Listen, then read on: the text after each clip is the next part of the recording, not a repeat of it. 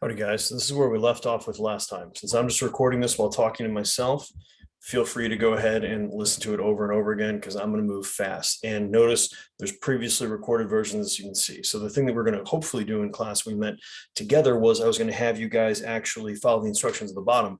We're going to have you guys get in those groups and we're going to talk about how if there's damage to different parts of the brain, what effects that's going to have on overall physiological performance. So we'll still probably try to do this on Monday, hopefully, because you guys are listening to this. That means you're going to have done this ahead of time, because remember, we're not going to have lab on Friday because we have the assurance of learning day.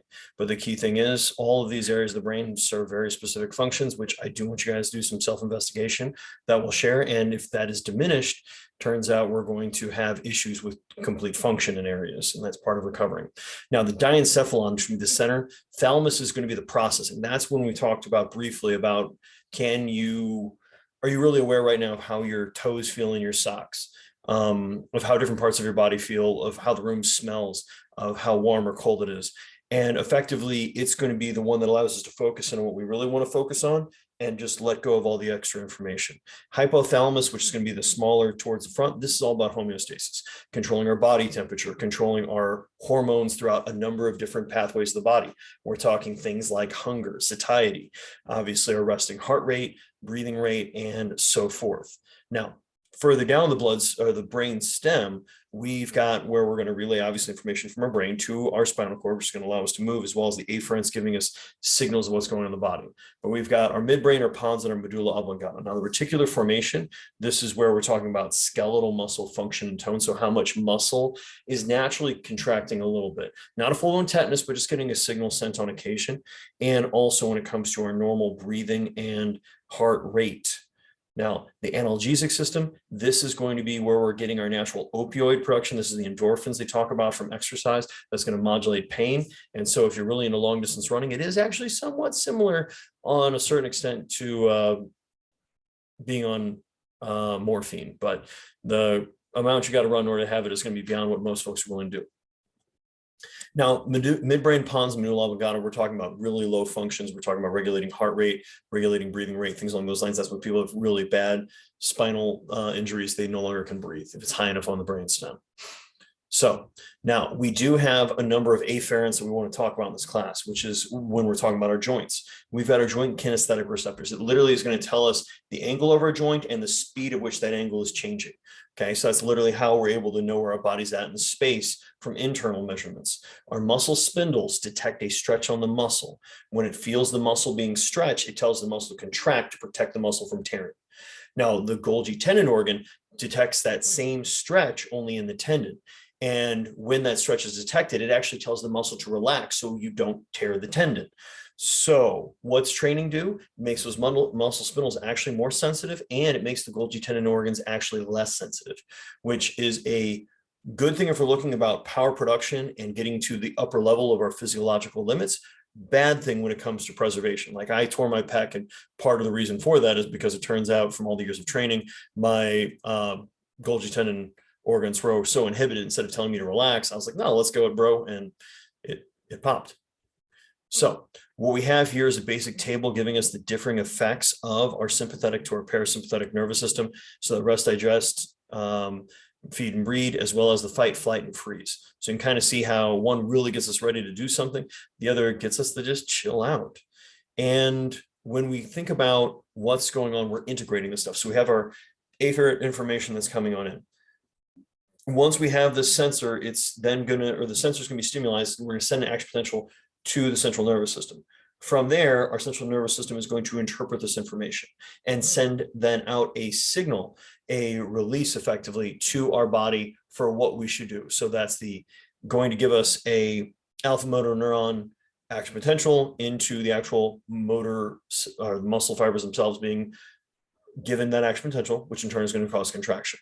So this is the example of you step on a nail or otherwise.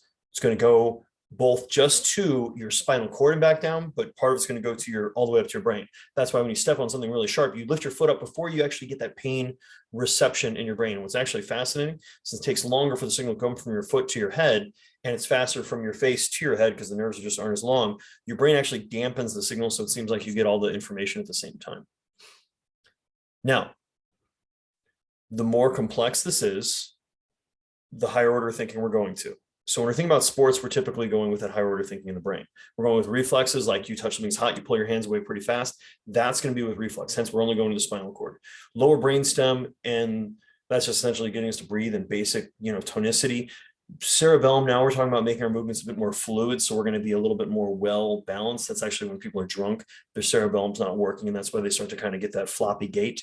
And then finally, the thalamus is trying to give us only the information we really need to process up higher.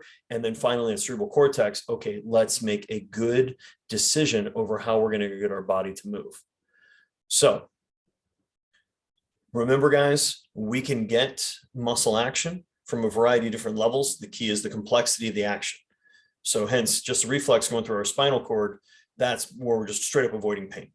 Now, once we go up to the lower brain, okay, now it's going to be more of just basic posture, basic holding a position, nothing that's too complex.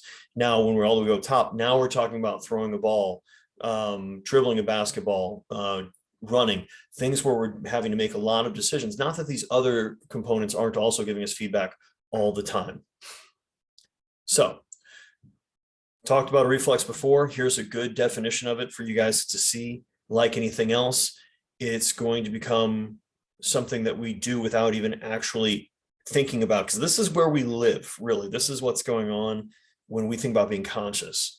But you don't have to remind yourself to breathe. Now that I've said that, now you're thinking about your breathing. Now you're probably actually going to be doing that more. Oh, okay, I need to think about my cadence here. But that's something we're going to do throughout the entire day without having to have that type of feedback, because we're naturally going to auto-regulate what we need through that hypothalamus and our essentially, medulla oblongata, well, more pons in that area, and brainstem function. So introduce muscle spindles, getting a little bit more granular in what's going on here as far as we get that stretch in that individual fiber, causes that exponential of the fire. It goes all the way to our spinal cord and then loops back, okay, from the spinal cord to the muscle activation. Sorry, I have a cat that might be trying to hop in. Golgi tendon organ, same type situation. Now this is at the tendon all the way down at the end. We're getting to that origin insertion. This is going to tell us to obviously quit having that muscle contract and actually try to contract the muscle on the other side.